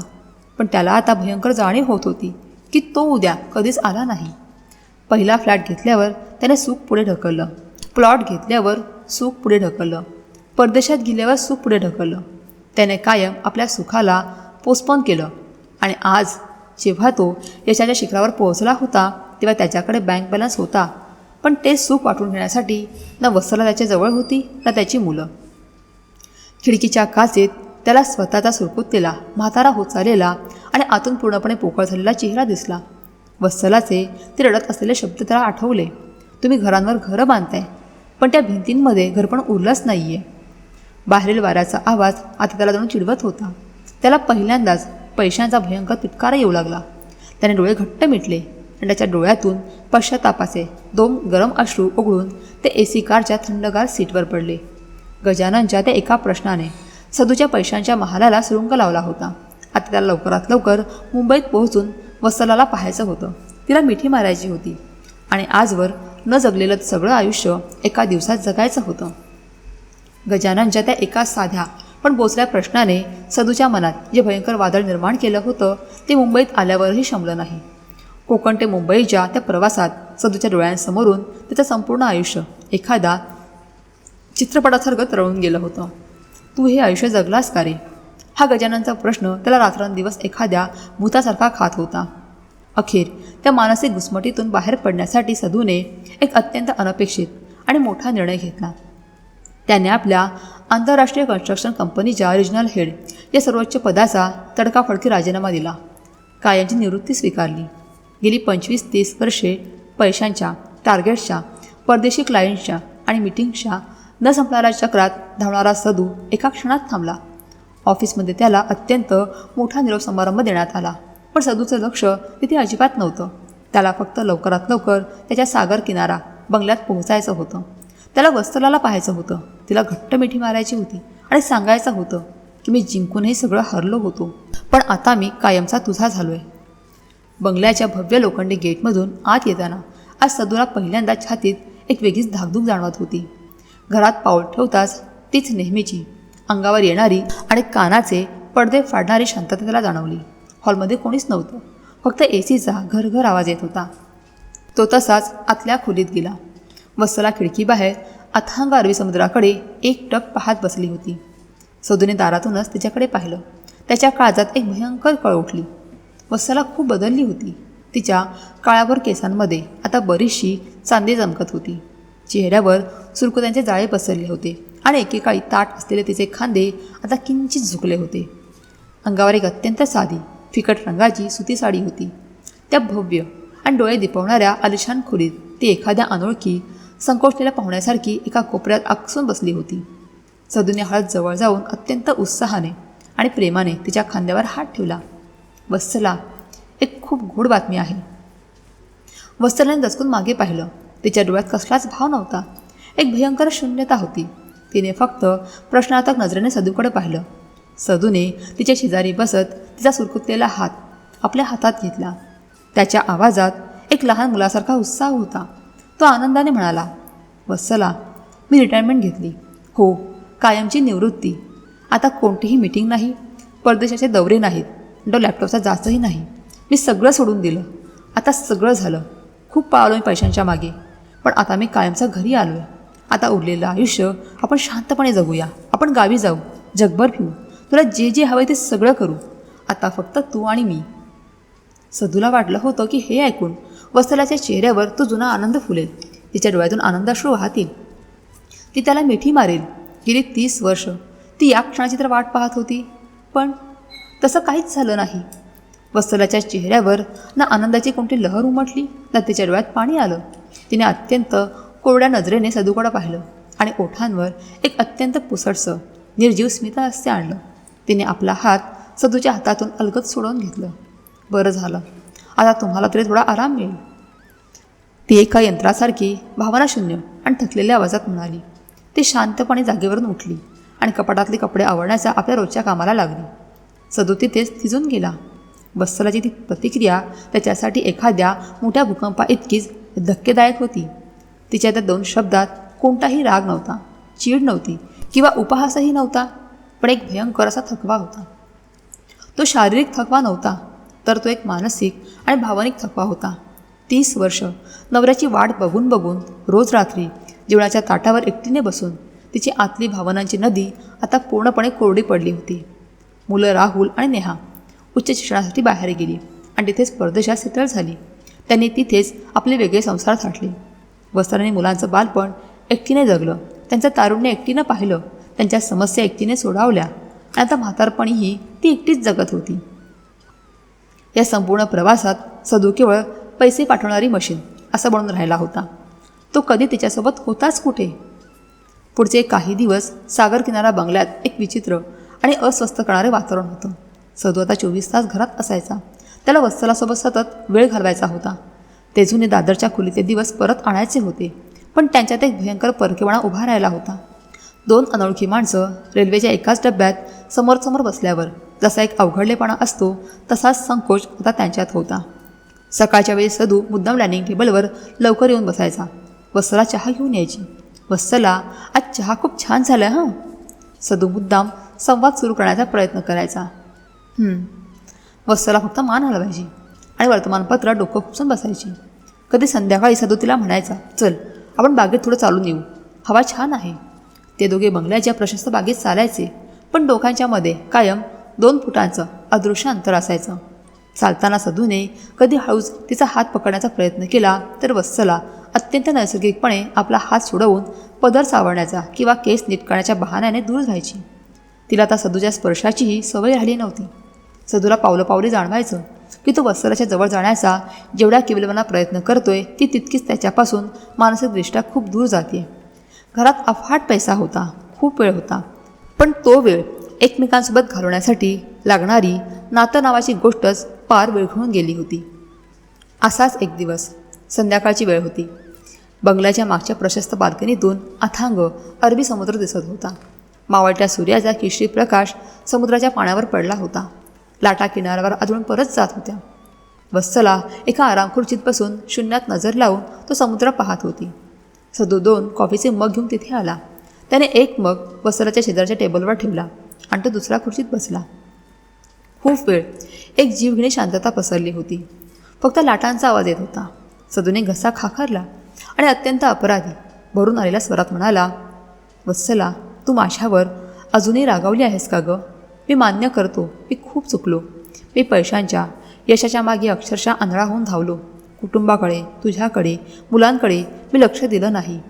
मला वाटलं पैशाने सगळं सुख विकत घेता येईल, पण आता मला माझी चूक समजले. मी सगळं सोडून आलो आहे ना. आता आपण नव्याने सुरुवात करूया ना. मला माझी ती पूर्वीची वत्सला परत हवी आहे, जी माझ्या एका शब्दावर धावून यायची, जी दादरच्या गर्दीत माझा हात घट्ट पकडून ठेवायची. मला तू हवी आहेस वत्सला, प्लीज मला माफ कर. सतूचा आवाज पूर्णपणे कातर झाला होता. त्याच्या डोळ्यात पाणी आलं होतं. वत्सलाने समुद्रावरून नजर न हटवताच एक दीर्घ थकला भागला श्वास घेतला. तिचा आवाज अत्यंत शांत आणि संथ होता, पण त्यातली धार सदूचा काळीच कापणारी होती. राग? नाही हो. आता राग येणं, भांडणं करणं, उसून बसणं, हट्ट करणं या सगळ्या भावना कधीच संपून गेल्यात माझ्या. रागवायला आणि हट्ट करायला हक्क लागतो आणि तो हक्क मी कधीच गमावलाय. वत्सला अत्यंत निर्विकारपणे म्हणाली. तिने हळूच मान वळवून सदूकडे पाहिलं. तिच्या डोळ्यात एक भयंकर पोकळी होती. तुम्ही म्हणताय ना नव्याने सुरुवात करूया? अहो, नव्याने सुरुवात करायला माझ्यात आता काही उरलंच नाही आहे. एका रिकाम्या, तळ गाठलेल्या आणि कोरड्या पडलेल्या विहिरीत तुम्ही कितीही दोरखंड टाकलात तरी हाती पाणी लागणार नाही आहे. तुम्ही आज माझ्यासोबत चहा पिताय, माझ्यासोबत बागेत चालण्याचा प्रयत्न करताय, पण खरं सांगू, मला आता या सगळ्याची सवय उरली नाही आहे. मला एकटं राहायची, स्वतःशीच बोलायची सवय झाली आहे. आता इतक्या वर्षानंतर अचानक तुम्ही जवळ आलात तर मला एक विचित्र परकीपणा वाटतो. जणू कुणीतरी अनोळखी माणूस माझ्या आयुष्यात जबरदस्तीने घुसण्याचा प्रयत्न करतोय. सदूला वाटलं कुणीतरी त्याच्या कानाखाली जोरात जाळ काढलाय. त्याचे डोळे विस्फारले गेले. वत्सला पुढे श्वास घेत म्हणाली, तुम्हाला आठवतं जेव्हा आपण परळच्या त्या छोट्या खोलीत राहायचो तेव्हा माझ्याकडे पैसा नव्हता, पण माझा नवरा होता. जेव्हा राहुल शाळेच्या नाटकात तुम्हाला गर्दी शोधत होता तेव्हा त्याला तुमची सर्वात जास्त गरज होती. जेव्हा नेहाला त्याच्या वाढदिवशी रडत रडत सोप्यावर झोपावं लागलं तेव्हा तिला तुमची गरज होती. आणि जेव्हा मी एवढ्या मोठ्या बंगल्यात रात्रीची एकटी अंधाऱ्या भिंतीशी बोलत बसायचे, कुणाशी तरी 2 शब्द बोलण्यासाठी तडफडायचे, तेव्हा मला तुमची सर्वात जास्त गरज होती. वत्सलाच्या डोळ्यातून आता एकही अश्रू वाहत नव्हता, कारण ते अश्रू कधीच आटले होते. अहो, तुम्ही 25 वर्षांपूर्वी असे राहायला हवे होते, जेव्हा मला खऱ्या अर्थाने या संसाराची, नवऱ्याच्या आधाराची गरज होती. आता मी इतकी पुढे आले की मला पुन्हा मागे वळून पाहण्याची ताकदही माझ्यात उरली नाही आहे. आज तुमच्याकडे सगळा वेळ आहे, पैसा आहे, पण तो वेळ वाटून घ्यायला माझ्याकडे आता आयुष्यच उरलं नाही आहे. वत्सला अत्यंत शांतपणे जागेवरून उठली आणि कॉफीचा मग तसाच न पिता आतल्या खोलीत निघून गेली. सदू तिथेच दगडासारखा सुन्न होऊन बसून राहिला. वत्सलाचे ते शांत शब्द एखाद्या विषारी बाणासारखे त्याच्या काळजात आरपार घुसले होते. त्याला पहिल्यांदाच स्वतःच्या अफाट संपत्तीचा, त्या सागर किनारा बंगल्याचा भयंकर तिरस्कार वाटू लागला. ज्या पैशासाठी त्याने आपला आज जाळला होता, त्या पैशाने त्याचा उद्या पूर्णपणे उद्ध्वस्त केला होता. त्याच्या डोळ्यातून पश्चातापाचे गरम अश्रू वाहू लागले. तो खुर्चीत मान खाली घालून धाय मोकळून रडू लागला. पण त्याचे ते अश्रू पुसायला आता तेथे कोणीच नव्हतं. त्याला पहिल्यांदाच एक भयंकर आणि जीवघेणी भीती वाटू लागली. मी वत्सलाला गमावतोय, मी तिला कायमचाच गमावतोय, ही भीती त्याच्या मनात खोलवर उतरत गेली. एकेकाळी अखाती देशातल्या करोडोंच्या प्रोजेक्ट्सवर हुकूमत गाजवणारा तो सदाशिवराव आज स्वतःच्याच घरात, स्वतःच्याच बायकोसमोर एका केविलवाण्या भिकाऱ्यासारखा उभा होता. तो हरवलेली वत्सला परत मिळवण्यासाठी आतून तडफडत होता. जणू एखादा माणूस जमिनीवर पडून 1000 तुकडे झालेल्या काचेच्या पेल्याला रडत रडत पुन्हा जोडण्याचा वेडा आणि अशक्य प्रयत्न करत असावा, तशीच सदूची केविलवाणी धडपड सुरू झाली होती. सदू आता वत्सलाची हरवलेली साथ आणि तिचं प्रेम नव्याने मिळवण्यासाठी एखाद्या वेड्यासारखा धडपडत होता. त्याने ठरवलं होतं की गेली 30 वर्ष ज्या वत्सलाने फक्त घराच्या 4 भिंती पाहिल्या, तिला आता संपूर्ण जग दाखवायचं. तो रोज सकाळी उठून नव्या शैलींचे प्लॅन्स बनवायचा. इंटरनेटवर परदेशातले सुंदर देश शोधायचा. पण त्याला हे माहीत नव्हतं की ज्या उद्याची तो इतकी वर्ष वाट पाहत होता, तो उद्या आता नियतीच्या डायरीत उरलाच नव्हता. माणसाने ठरवलेली गणिते आणि नियतीने मांडलेला डाव यात नेहमीच नियती जिंकत असते आणि सदूच्या बाबतीतही तेच घडणार होतं. एका संध्याकाळी वत्सला नेहमीप्रमाणे बाल्कनीत समुद्राकडे पाहत बसली होती. सदू तिच्यासाठी चहा घेऊन आला. त्याने चहाचा कप टेबलावर ठेवला आणि तो काहीतरी बोलणार. तितक्यात वत्सलाच्या छातीत एक भयंकर कळ उठली. तिने छातीला घट्ट पकडलं. तिच्या चेहऱ्यावर भयंकर वेदना उमटली आणि पुढच्याच सेकंदाला ती खुर्चीवरून खाली जमिनीवर कोसळली. सदूच्या हातातला चहाचा कप खाली पडून त्याचे 1000 तुकडे झाले. वत्सला, वत्सला! सदू किंचाळला. त्याने तिला कुशीत घेतलं, पण तिचे डोळे पांढरे पडत होते आणि श्वास अडखळत होता. पुढचा 1 तास सदूसाठी एखाद्या भयानक दुःस्वप्नासारखा होता. ॲम्ब्युलन्सचा तो कांठळ्या बसवणारा सायरन, मुंबईच्या रस्त्यांची ट्रॅफिक आणि सदूच्या काळजाची वाढलेली धडधड. मुंबईतल्या सर्वात मोठ्या 5 स्टार हॉटेलसारख्या दिसणाऱ्या हॉस्पिटलमध्ये त्याला दाखल करण्यात आलं. सदू रिसेप्शन काउंटरवर गेला आणि त्याने स्वतःचे सगळे क्रेडिट्स कार्ड तिथे फेकत अत्यंत हताशपणे ओरडून सांगितलं, पैसे कितीही लागू देत, परदेशातून डॉक्टर बोलवा, अमेरिकेतून औषधं आणा, पण माझ्या बायकोला काहीही होता कामा नये. I can pay any amount, just save her. डॉक्टरांच्या टीमने तिला तातडीने अतिदक्षता विभागात हलवलं. तासनतास उलटत होते. सदू बाहेरच्या बाकड्यावर डोक्याला हात लावून बसला होता. त्याचा तो अफाट पैसा, त्याचे ते करोडोंचे बँक बॅलन्स आणि त्याची रिजनल हेड ही ओळख, हे सगळं आज त्या हॉस्पिटलच्या पांढऱ्या शुभ्र भिंतींसमोर पूर्णपणे कवडीमोल आणि कुचकामी ठरत होतं. काही वेळाने मुख्य डॉक्टर बाहेर आले. त्यांचा चेहरा पडलेला होता. सदू धावत त्यांच्याकडे गेला. डॉक्टर, कशी आहे ती? मी काही सोय करू का? तिला दुसऱ्या देशात न्यायचं आहे का? सदू एका श्वासात बोलून गेला. डॉक्टरांनी अत्यंत शांतपणे सदूच्या खांद्यावर हात ठेवला आणि म्हणाले, मिस्टर सदाशिव, पैशांनी आपण चांगल्यातल्या चांगला मशीन विकत घेऊ शकतो, पण गेलेली वेळ आणि माणसाचा श्वास विकत घेता येत नाही. त्यांच्या हृदयाने काम करणं जवळजवळ थांबवलं आहे. त्यांना एक भयंकर मोठा हार्ट अटॅक आला आहे. पण त्याहूनही वाईट गोष्ट म्हणजे ते आतून खूप आधीच खचले आहेत. त्यांच्या शरीराने जगायची इच्छा सोडून दिली. I am sorry. आमच्या हातात आता काहीच उरलेलं नाही. तुमच्याकडे काही मिनिटे आहेत, तुम्ही जाऊन त्यांना भेटू शकता. डॉक्टरांचे ते शब्द सदूच्या कानात एखाद्या वितळलेल्या शिशासारखे ओतले गेले. त्याच्या पायाखालची जमीन सरकली. तो जड पावलांनी एखाद्या चालत्या प्रेतासारखा ICUच्या दारातून आत गेला. ICUमध्ये एक सुन्न करणारी जीवघेणी शांतता होती. तिथे रडारड नव्हती. फक्त मॉनिटरचा तो विशिष्ट बीप बीप असा मोजकाच आवाज येत होता. पांढऱ्या शुभ्र चादरीत वत्सला अत्यंत शांत झोपली होती. तिच्या नाकात नळ्या होत्या आणि तोंडावर ऑक्सिजनचा मास्क होता. सदू तिच्या बेडजवळ गेला. तिथे एक छोटीशी स्टूल होती. त्यावर तो बसला. त्याने वत्सलाचा तो थंड पडलेला सुरकुतलेला हात अत्यंत हळुवारपणे आपल्या दोन्ही हातात घेतला. सदूच्या डोळ्यातून आता अश्रूंचा बांध फुटला होता, पण तो आवाज न करता मूकपणे रडत होता. त्याच्या गरम अश्रूंचा स्पर्श होताच वत्सलाने अत्यंत कष्टाने आपले डोळे अर्धे उघडले. तिने सदूकडं पाहिलं. तिच्या त्या निस्तेज डोळ्यात आज कोणतीही तक्रार नव्हती, कोणताही थकवा नव्हता. तिथे फक्त एक अंतिम शांतता होती. सदू हुंदके देत तिच्या कानाजवळ कुजबुजला. वत्सला, प्लीज मला सोडून जाऊ नकोस. तू बरी हो. मी तुला जगभरात फिरवेन. आपण अमेरिका बघू, युरोप बघू. तुला आठवतं दादरच्या चौपाटीवर तू काय म्हणाली होतीस? तसं शांत आयुष्य जगूया आपण आता. तू फक्त एकदा माझ्यासोबत त्या बंगल्यात चल. तो मोठा बंगला तुझ्याशिवाय मला खायला उठतो गं. मी तुझ्याशिवाय नाही जगू शकत. प्लीज उठ वत्सला. वत्सलाने अत्यंत कष्टाने आपल्या चेहऱ्यावरचा ऑक्सिजनचा मास्क थोडा बाजूला करण्याचा प्रयत्न केला. सदूने तिला मदत केली. तिचा श्वास खूप जड चालला होता. तिने आपले प्राण डोळ्यात आणले आणि अत्यंत क्षीण पण स्पष्ट आवाजात ती म्हणाली, अहो, मला तुमचे ते 3 BHK फ्लॅट, तुमच्या त्या परदेशातल्या ट्रिप्स आणि हे मोठं घर यातलं काहीच नको होतं. मला फक्त तुम्ही हवे होतात. परळच्या त्या 10 बाय 10च्या खोलीत आपला किती सुखी संसार होता ना. तिच्या चेहऱ्यावर परळच्या त्या चाळीतल्या दिवसांच्या आठवणीने एक अत्यंत लोभस गोड स्मितहास्य उमटलं. तिने सदूच्या हातावर आपला हात किंचित घट्ट केला आणि पुढच्याच सेकंदाला तिची पकड ढिली पडली. तिचे डोळे कायमचे मिटले गेले. हृदयाचे ठोके दाखवणाऱ्या त्या मॉनिटरची हिरवी नागमोळी रेषा आता पूर्णपणे सरळ झाली होती आणि एक अखंड लांब लचक बीप असा आवाज त्या ICUमध्ये घुमू लागला. सदूने तो आवाज ऐकला. त्याने वत्सलाच्या छातीवर डोकं ठेवलं आणि तो तिथेच सुन्न होऊन पडून राहिला. त्याने वत्सलाला जग दाखवण्याचं ठरवलं होतं, पण तिने त्याला कायमचा एका अंधाऱ्या जगात सोडून डोळे मिटले होते. वर्तमान काळात सकाळची ती भल्या पहाटेची वेळ. जुहूच्या सागर किनारा या अवढव्या बंगल्यात ती जीवघेणी शांतता पसरलेली होती.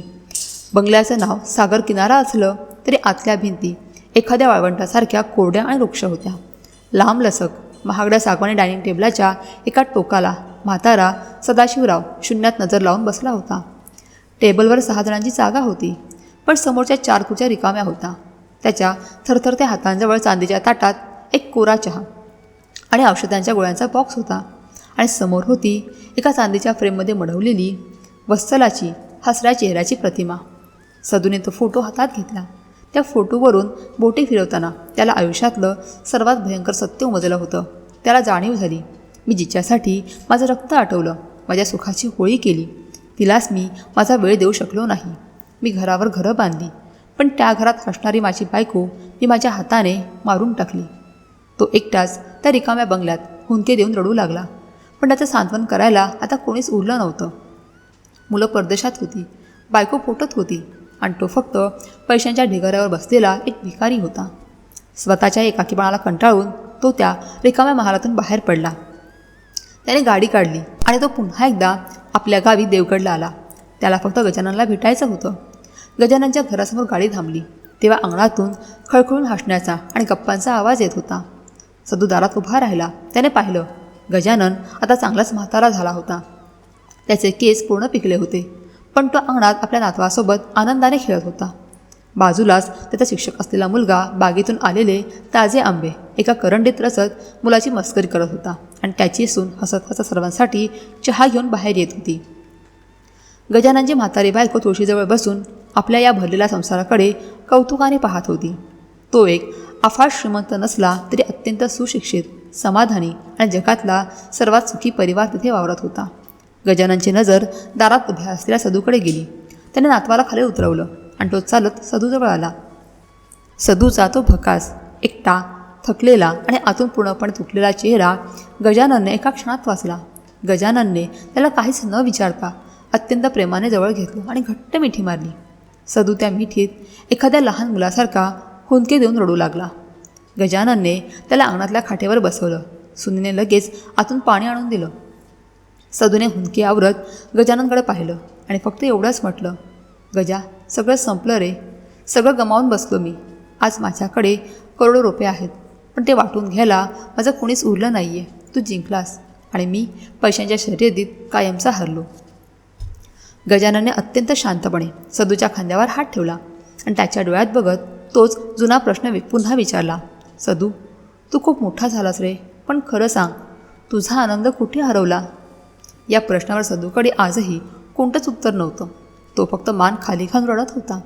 त्याला आता समजलं होतं की आयुष्य हे जगायचं असतं, उद्यासाठी साठवायचं नसतं.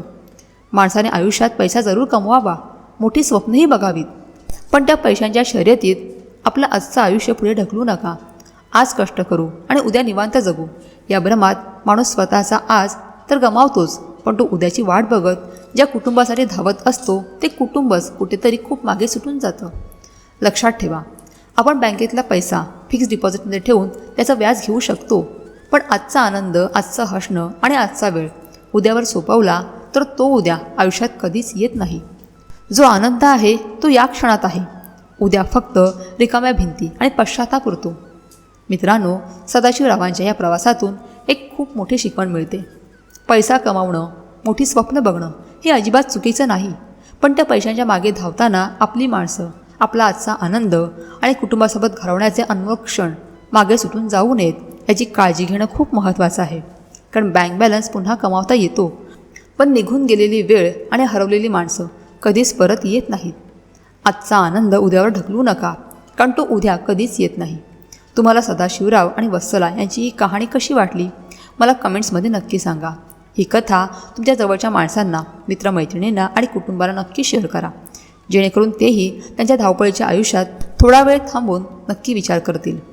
अशाच नवनवीन आणि हृदयस्पर्शी मराठी कथा ऐकण्यासाठी आपल्या चॅनलला सबस्क्राईब करायला विसरू नका. पुन्हा भेटूया अशाच एका नवीन आणि सुंदर कथेसोबत. तोपर्यंत स्वतःची आणि आपल्या माणसांची काळजी घ्या. धन्यवाद.